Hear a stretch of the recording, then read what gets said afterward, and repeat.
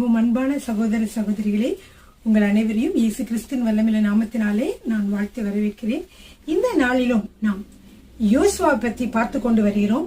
முதல் 2 வீடியோக்களின் வழியாக நான் யோசுவா உங்களுக்கு விளக்கி இருந்தேன். முதல் 5 அதிகாரத்தை நாம் விளக்கி கொண்டு வந்தோம்.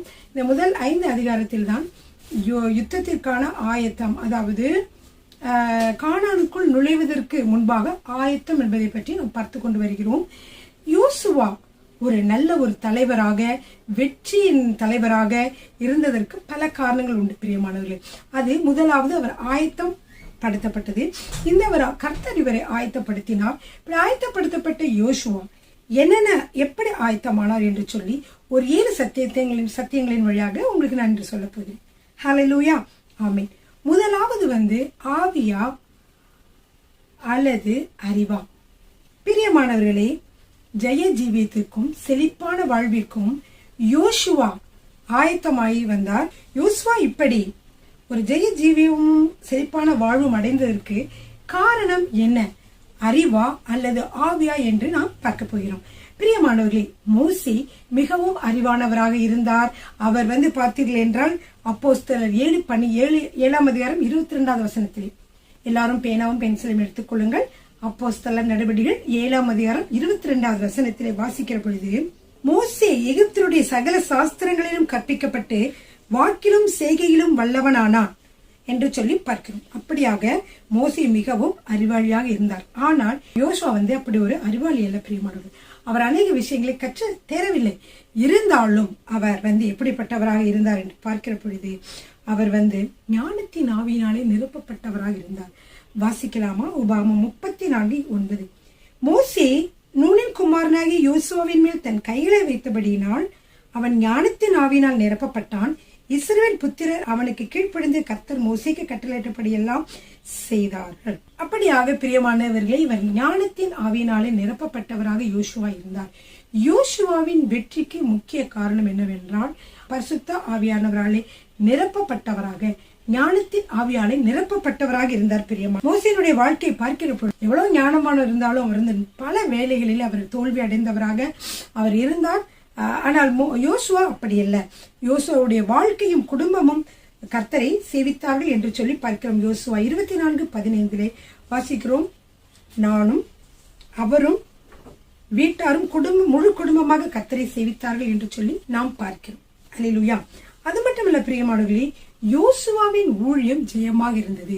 நம் உலக பிரகாரமான அறிவினாலே நிறையப்பட்டவர்களாக நாம் இப்படி செய்து விடலாம், அப்படி செய்து விடலாம் என்று சொல்லி ஊழியத்திலே சிலர் நினைப்பார்கள். அப்படி இல்லை. பரிசுத்த ஆவியானவர்கள் நிறைக்கப்பட்டு நீங்கள் நடக்கிற பொழுதுதான் நீங்கள் அநேக காரியங்களை நீங்கள் வெற்றி பெற முடியும். பொதுவாக ஊழியத்திலே நீங்கள் வெற்றி பெற வேண்டுமானால் பரிசுத்த ஆவியானவருடைய துணை வேண்டும் பிரியமானவர்களே. அவரே உங்களை ஞானத்தின் ஆவியினாலே நிரப்பி நடத்துவார். யோசுவாவுக்கும் கூட பரிசுத்த ஆவியானவர்களாலே நிரப்பப்பட்டவராகவே அவர் என்ன செய்தார்? எல்லா காரியங்களையும் அவர் செய்தார் என்று சொல்லி பார்க்கிறோம். ஆனால் இந்த காலங்களிலே பார்த்தீர்கள் என்றால் சிலர் தந்திரங்களையும் சூழ்ச்சிகளையும் தங்கள் ஆவிக்குரிய வாழ்க்கையிலும் ஊழியத்திலும் பயன்படுத்துகிறார்கள். அப்படிப்பட்ட காரியங்கள் எல்லாம் பேய்த்தனத்திற்கு அடுத்தவைகள் என்று யாக்கோபு 3 அதிகாரம் 15வது வசனத்திலே நாம் வாசிக்கிறோம். எனவே சிலருக்கு தந்திரங்களும் சூழ்ச்சிகளும் கைவந்த கலையாக இருக்கிறது. எப்படி இந்த ஊழியத்தை பிடிக்கிறது, எப்படி நான் இந்த ஊழியத்தை செய்வது என்று சொல்லி பலவிதமாக தந்திரமாக அவர்கள் யோசிக்கிறதை பார்க்கிறோம் பிரியமானவர்களை. ஆனால் யோசுவா பார்த்தீர்கள் என்றால் அவர் தேவ ஆவினாலே நிரப்பப்பட்டவரால், ஞானத்தினால் நிரப்பப்பட்டவராகவே அவர் வாழ்ந்து வந்தார் என்று சொல்லி நாம் பார்க்கிறோம். வாசிக்கலாமா? யோசுவா 21வது அதிகாரம் 43 முதல் 45 வரைக்கும். அந்த பிரகாரமாக கர்த்தர் இஸ்ரவேலுக்கு கொடுப்பேன் என்று அவர்களுடைய பிதாக்களுக்கு ஆணையிட்ட தேசத்தை எல்லாம் கொடுத்தார். அவர்கள் அவைகளை சுதந்திரித்துக் கொண்டு அவைகளிலே குடியிருந்தார்கள். கர்த்தர் அவருடைய பிதாக்களுக்கு ஆணையிட்டபடி எல்லாம் அவர்களை சுற்றிலும் யுத்தமில்லாமல் இளைப்பாற பண்ணினார்.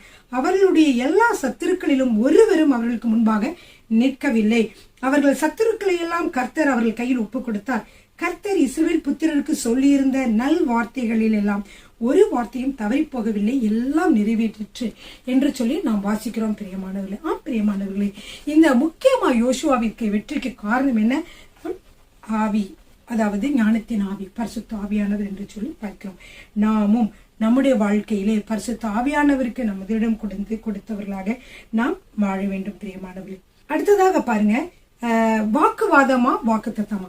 அதாவது யோசுவா இந்த செழிப்பான வாழ்வை அடைந்ததற்கு, வெற்றி வாழ்க்கை அடைந்ததற்கு காரணம் வாக்குத்தத்தமா வாக்குவாதமா? ஏனென்றால் அநேக சபைகளிலே பார்த்தீர்கள் என்றால் வாக்குவாதங்கள் நடந்து கொண்டிருக்கும்.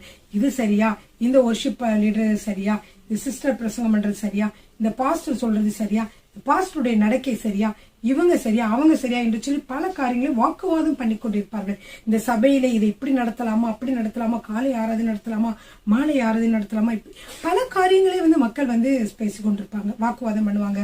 ஒருத்தர் இதுதான் நல்லதுன்னு, ஒருத்தர் இன்னொன்னுதான் நல்லதுன்னு இப்படியாக பேசிக் கொண்டிருப்பதை பார்க்கலாம். ஆனால் நாம் ஊழிய செய்ய வேண்டிய ஊழியக்காரர்கள் வாக்கு தத்தம் தான் முக்கியமானது. அதாவது அவர்கள் என்ன சொல்ல வேண்டும்? போதகர்கள் இப்படிப்பட்ட வாக்குவாதங்கள் வருகிற பொழுது, சரி ஒரு பிரதர் சொல்றாங்க, பாஸ்டர் இப்படி நம்ம காலை நேரத்தை இந்த டயத்துக்கு மாற்றுவோம் பாஸ்டர், ஒரு சகோதரி சொல்றாங்க பாஸ்டர் இந்த மாதிரி மாற்றணும், உடனே என்ன செய்யக்கூடாது? ஓகே அப்படிங்களா சிஸ்டர், ஆமா சிஸ்டர் நீங்க சொல்ல கருத்தை மாத்த, அப்படி சொல்லவே கூடாது. எந்த ஒரு கருத்தும் நீங்க அப்படி சொல்லவே கூடாது. நீங்க என்ன சொல்லணும்?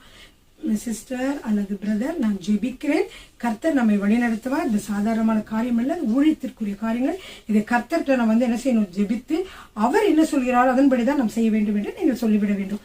இப்படிதான் நம்ம சொல்வதனால்தான் நீங்க பல பிரச்சனைகளுக்கு நீங்கள் தப்பித்துக் கொள்ளலாம். இப்ப யோசுவா பற்றி பார்க்கிற பொழுது அவருக்கு வாக்கு தத்தங்கள். பிரியமானவர்களே, யோசுவாவின் ஜெய ஜீவியத்திற்கும் செழிப்பான வாழ்விற்கும் இரண்டாவது ஆயத்தம் என்னவென்றால் வாக்கு தத்தம்.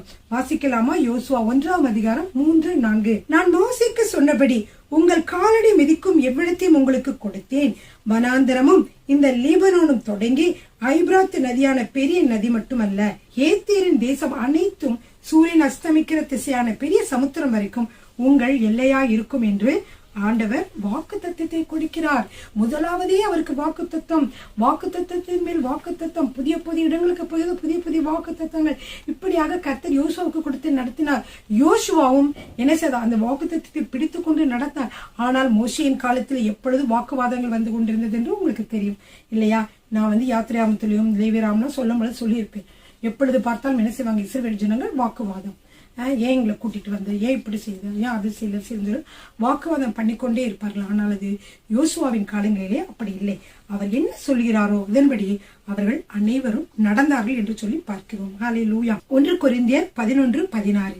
ஒருவன் வாக்குவாதம் செய்ய மனதாயிருந்தால் எங்களுக்கும் தேவனுடைய சபைகளுக்கும் அப்படிப்பட்ட பழக்கமில்லை என்று அறிய கடவன். எனவே எந்த ஒரு காரியங்களிலும் நீங்க என்ன செய்ய வேண்டியதில்லை? வாக்குவாதம் செய்ய வேண்டியதில்லை, ஜெபிக்க வேண்டும். கர்த்தரிடத்திலே ஜெபிக்கிற பொழுது கர்த்தரே உங்களுக்கு என்ன செய்வார்? வழி நடத்துவார். போதகரோடு கர்த்தர் பேசுவார். ஹல்லேலூயா.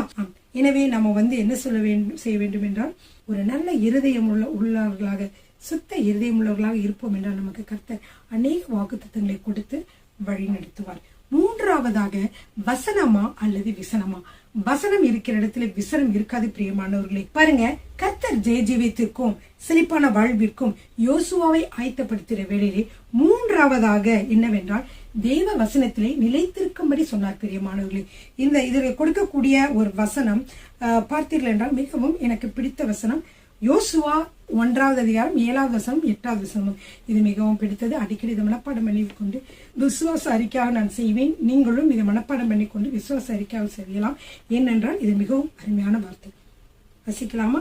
என் தாசனாகிய மோசே உனக்கு கற்பித்து நியாயப்பிரமாணத்தின் படியெல்லாம் செய்ய கவனமாய் இருக்க மாத்திரம் மிகவும் பலம் கொண்டு திடமனதாயிரு. நீ போகும் இடமெல்லாம் புத்திமானாய் நடந்து கொள்ளும்படிக்கு அதை விட்டு வலதுபுறம் இடதுபுறம் விலகாதிருப்பாயாக. இந்த நியாயப்பிரமாண புஸ்தகம் உன் வாயை விட்டு பிரியாதிருப்பதாக.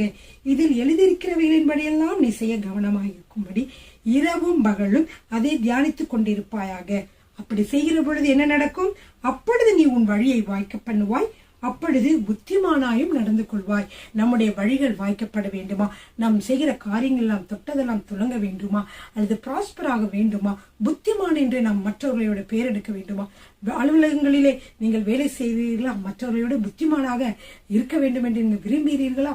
வேதத்தை வாசியுங்கள். வேதத்தை வாசித்து அதன் சொல்கிறபடியெல்லாம் நீங்கள் நடக்கிற பொழுது கட்டாயமாக நீங்கள் ஞானத்திலே சிறந்தவர்களாக இருப்பீர்கள். இதுவே இந்த வசனத்திலே சொல்லப்பட்டிருக்கிறது. இப்படியே யோசுவாவும் என்ன செய்தார்? அவருடைய வழியிலே வழி நடத்தப்படுகிற பொழுது கர்த்தர் சொன்னது வேத வசனத்தின்படி நட. பாருங்க பிரியமானவர்களே, இந்த வேத வசனத்தை பற்றி நாம் சொல்லுகிற பொழுது மொத்தமாக 4 காரியங்களை சுருக்கமாக இதிலிருந்து நாம் கடைபிடிக்கலாம். என்னவென்றால், முதலாவது பாருங்க 7வது வசனத்திலே நியாயப்பிரமாணத்தின்படியெல்லாம் செய்ய கவனமாய் இருக்க மாத்திரம் மிகவும் பலம் கொண்டு திடமனதாயிரு. அதாவது செய்ய கவனமாய் இருக்க வேண்டும். என்ன செய்ய வேண்டும்? வேதத்தின் வசனத்தின்படி நாம் செய்ய வேண்டும். இது ஆண்டவர் விரும்புகிறது. இரண்டாவது, அதை விட்டு வலதுபுறம் இடதுபுறம் சாயாதிருப்பாயாக.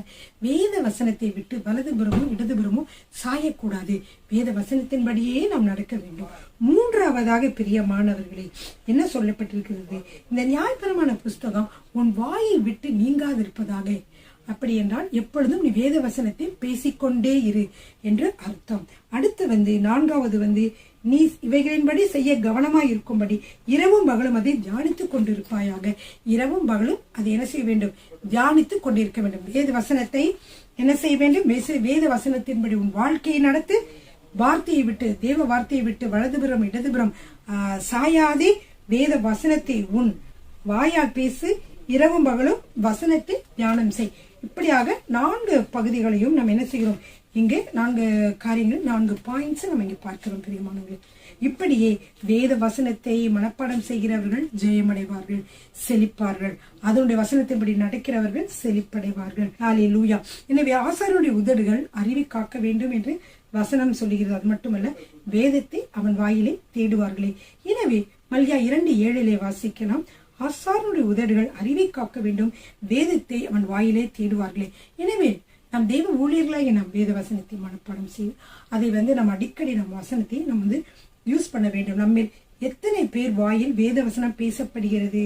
அல்லது உலகில் நடக்கும் தீமைகளையும் கட்டுக்கதையிலுமே பேசிக் கொண்டிருக்கிறோமா? வேத வசனம் என்ன சொல்லி இருக்குது என்று நீங்கள் பேச வேண்டும். அப்படியாக வேத வசனம் விருத்தி அடைந்தால், அப்போஸ்தலர் 6:7, 6:7 வேத வசனம் விருத்தி அடைந்து சீசருடைய தொகை எருசலேமில் பெருகிற்று. ஆசாரியர்களும் அநேகர் விசுவாசத்துக்கு கீழ்ப்படிந்தார்கள். எனவே வேத வசனம் விருத்தி அடைகிற பொழுதுதான் சீசருடைய தொகை பெறுகிறது. உங்களுடைய சபையிலும் வேத வசனம் அடிக்கடி பேசப்பட வேண்டும். வேத வசனம் நிறைய பேசப்படுகிற பொழுது, வேத வசனத்திற்கு நீங்கள் முக்கியத்துவம் கொடுக்கிற பொழுது உங்கள் சபையிலும் சீசருடைய தொகை நிரம்பும் பிரியமானவர்களே. ஹல்லேலூயா. ஆமென். அடுத்ததாக நீங்க பார்க்கிற பொழுது 4வது பாயிண்ட் என்னவென்றால், ஜெபமா ஊழியமா? ஊழியம் முக்கியமா, ஜெபம் முக்கியமா? தெய்வ ஆசீர்வாதத்தை சுதந்திரிக்க ஜெபத்திற்கு முதலிடமா, ஊழியத்திற்கு முதலிடமா?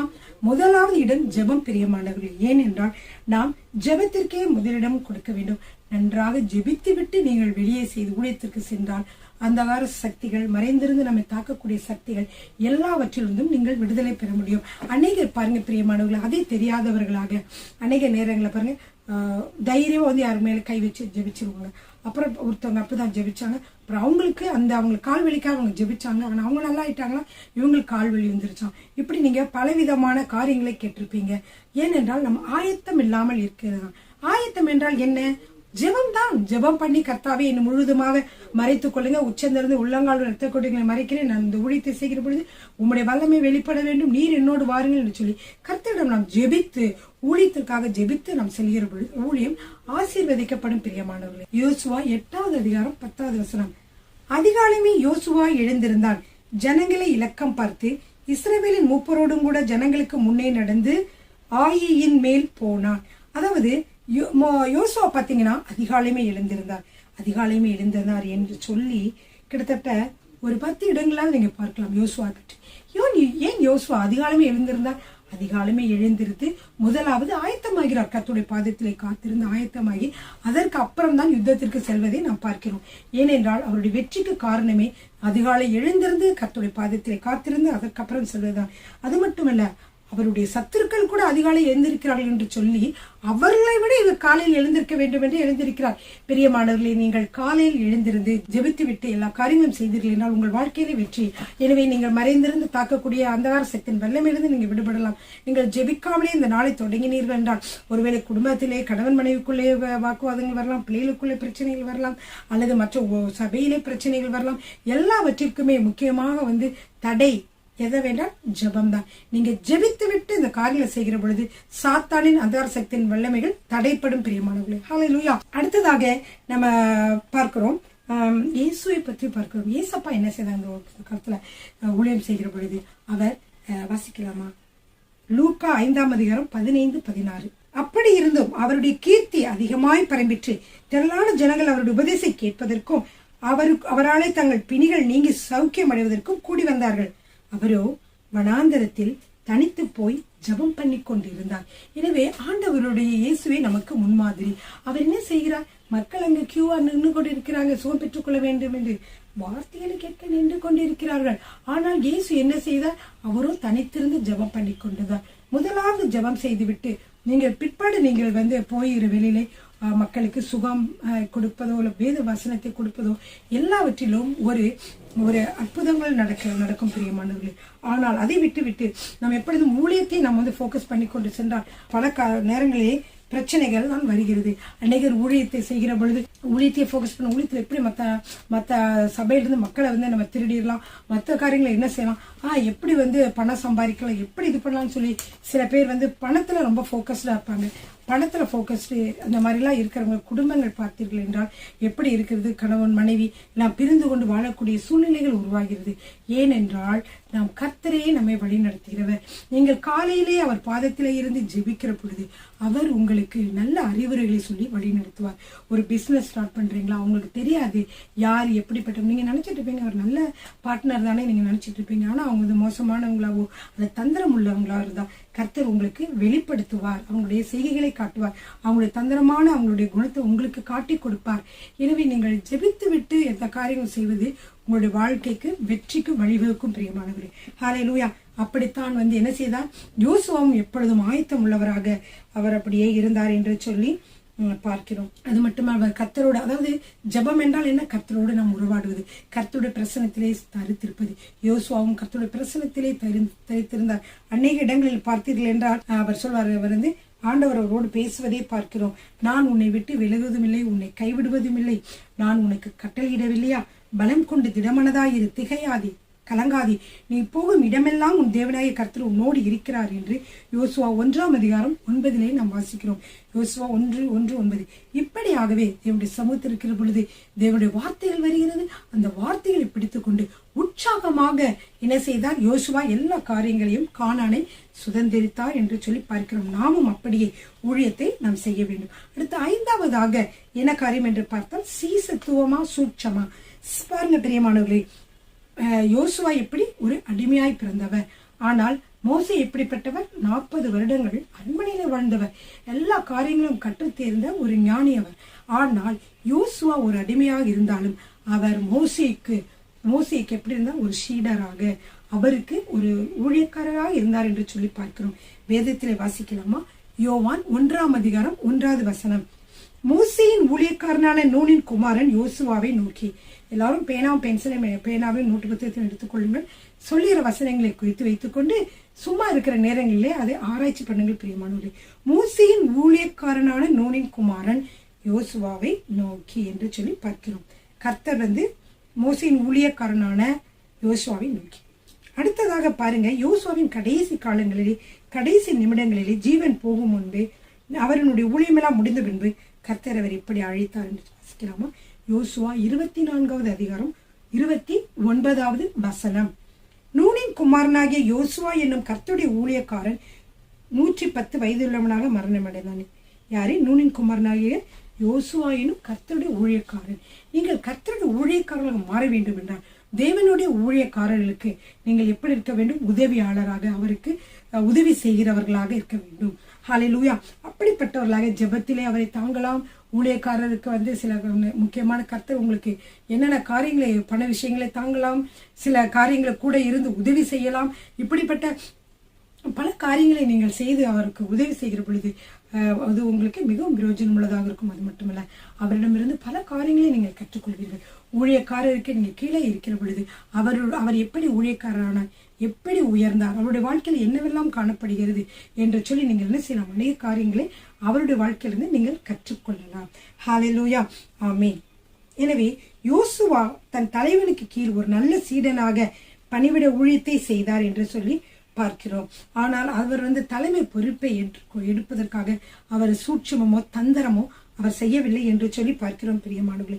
எனவே நிறைய இடங்களில் பார்க்கிறோம் யோசுவா பற்றி. யாத்திரையாமம் 17 வாசிக்கிறோம். மோசே சொன்னபடியே யோசுவா செய்து அமலேக்கியரோடு யுத்தம் செய்தான். மோசே தன் ஊழியக்காரனாகிய யோசுவாவோடு எழுந்திருந்து என்று சொல்லி நாம் எழுந்திருந்து போனான் என்று சொல்லி பார்க்கணும். இப்படியாக அவர் ஒரு ஊழியக்காரராக மோசேக்கு இருந்து எல்லா பணிவிடைகளும் செய்தார் என்று சொல்லி பார்க்கிறோம். பல இடங்களிலே பாருங்க, எப்ராஹிம் கோத்திரத்தில் நூனின் குமாரனாகிய ஓசேயா தேசத்தை வேவு பார்க்க மோசேயா அனுப்பப்பட்டார். ஓசேயா என்றாலும் யோசுவா என்றாலும் ஒருவர் தான் பிரியமானவர். அவருடைய பெயர் ஓசேயா. சோ இவங்க என்னாமோ 13:8 வாசிக்கிறோம். இப்படியாக மோசேக்கு யோசுவா பல விதங்களிலே உதவி செய்தார் என்று பார்க்கிறோம் பிரியமானவர்களே. ஹல்லேலூயா. ஆனால் தற்காலங்களே பார்த்திருந்தால் சின்னதாக ஜெபம் செய்து பிசாசு ஓடிவிட்டாலோ அல்லது ஒரு நன்றாக பாட தெரிந்தாலோ கொஞ்சம் பேச தெரிந்தாலோ என்ன செய்கிறார்கள், தனி ஊழியம் என்று அவர்கள் செல்கிறார்கள். இதனால பல கஷ்டங்களும் பல பாடுகளும் பட வேண்டியிருக்கிறது. ஆனால் ஊழியக்காரரோடு தரித்திருந்து அவரோடு இருந்து அவருடைய காரியங்களெல்லாம் கற்றுக்கொண்டு அதற்கு பிற்பாக நம் ஊழியத்திற்கு செல்கிற பொழுது நம்முடைய ஊழியம் ஆசீர்வதிக்கப்பட்டதாக இருக்கும் பிரியமானவர்களே. ஹல்லேலூயா. ஆமென். அடுத்து 6வதாக நீங்க பார்த்தீர்கள் என்றால் தரிசனமா சொப்பனமா. அநேக வேளைகளிலே தரிசனம் என்பது நாம் என்ன செய்ய வேண்டும் என்று ஒரு ப்ளூ பிரிண்ட் மாதிரி கர்த்தர் நமக்கு காட்டுவது. இப்ப யோசுவாவுக்கு கர்த்தர் தரிசனத்தை தந்தார். ஆமாம், அவருக்கு என்று சில காரியங்களை கொடுத்தார். வாசிக்கலாமா? யோசுவா 1ஆம் அதிகாரம் 3வது வசனமும் 4வது வசனம். நான் மோசேக்கு சொன்னபடி உங்கள் காலடி மிதிக்கும் எவ்விடத்தையும் உங்களுக்கு கொடுத்தேன். வனாந்தரமும் இந்த லீபனோனும் தொடங்கி ஐப்ராத்து நதியான பெரிய நதி மட்டுமல்ல, ஏத்தேரின் தேசம் அனைத்தும் சூரியன் அஸ்தமிக்கிற திசையான பெரிய சமுத்திரம் வரைக்கும் உங்கள் எல்லையா இருக்கும் என்று சொல்லி என்ன செய்கிறார்? ஆண்டவர் ஒரு ப்ளூ பிரிண்ட் கொடுக்கிறார், ஒரு தரிசனத்தை கொடுக்கிறார். அந்த தரிசனப்படியே என்ன செய்கிறாரு? யோசுவா செல்வதை நாம் பார்க்கிறோம் பிரியமானவர்களே. ஆனால் சொப்பனம் என்பது நாம் கனவு காண்கிறது அல்லது மனிதனுடைய கற்பனை உலகம்தான் சொப்பனம்.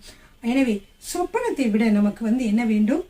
தரிசனம் நமக்கு வேண்டும் பிரியமானது. யோசுவா பெற்றுக்கொண்ட இப்படிப்பட்ட தரிசனம் நமக்கும் வேண்டும்.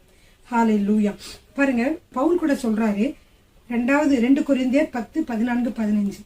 2 கொரிந்தியர் 10ஆம் அதிகாரம் 14-15 வசனங்கள். உங்களிடத்தில் வந்தெட்டாதவர்களாய் நாங்கள் அளவுக்கு மிஞ்சி போகிறதில்லை.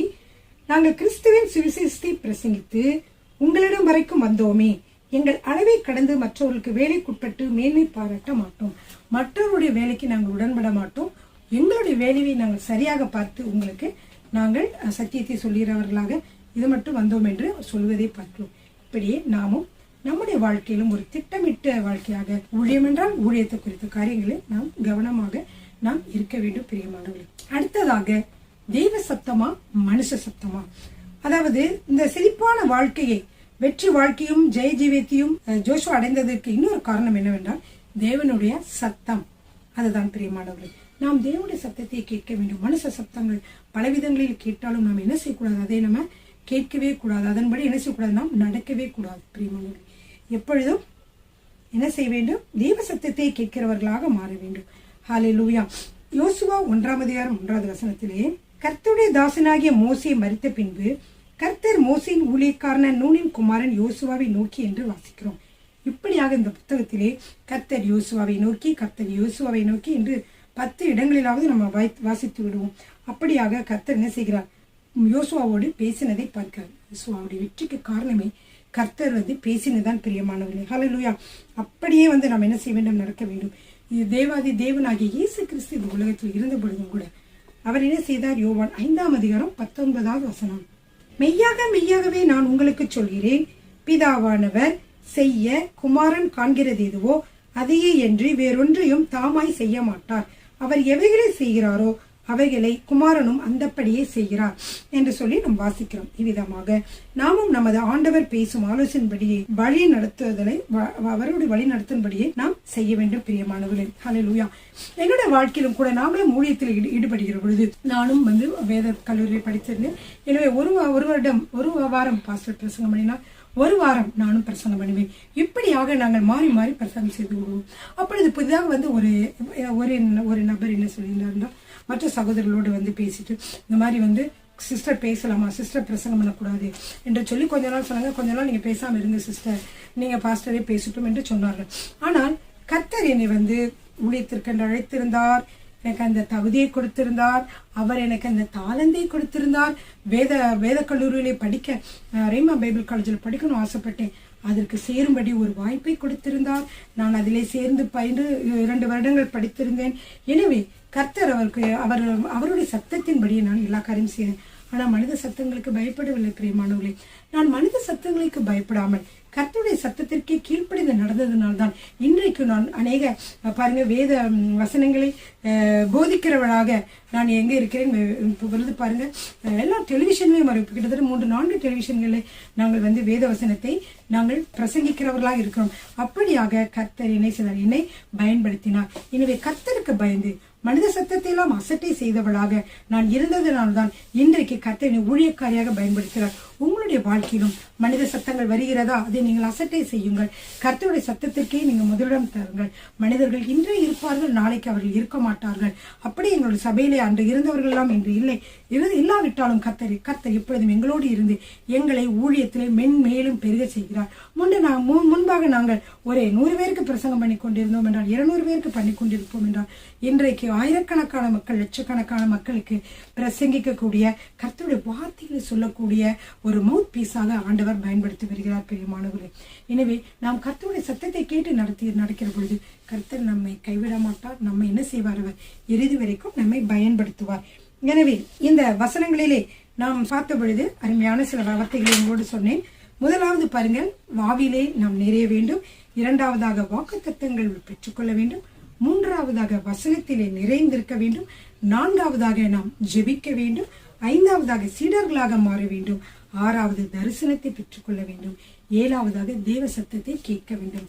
இப்படியாக இந்த செழிப்பான வாழ்க்கையை, வெற்றியான வாழ்க்கையை யோசுவா பெற்றுக்கொள்வதற்கு காரணமான இந்த 7 உபதேசங்களையும் நீங்கள் நன்றாக ஆராய்ச்சி செய்து உங்கள் வாழ்க்கையிலும் நீங்கள் கடைபிடிக்க வேண்டுமாய் நான் கேட்டுக்கொள்கிறேன். இப்படியாக என்னுடைய இந்த செய்தியை இயேசு கிறிஸ்துவின் வல்லமையான நாமத்தினாலே நான் முடித்துக் கொள்கிறேன். ஹல்லேலூயா, ஆமென்.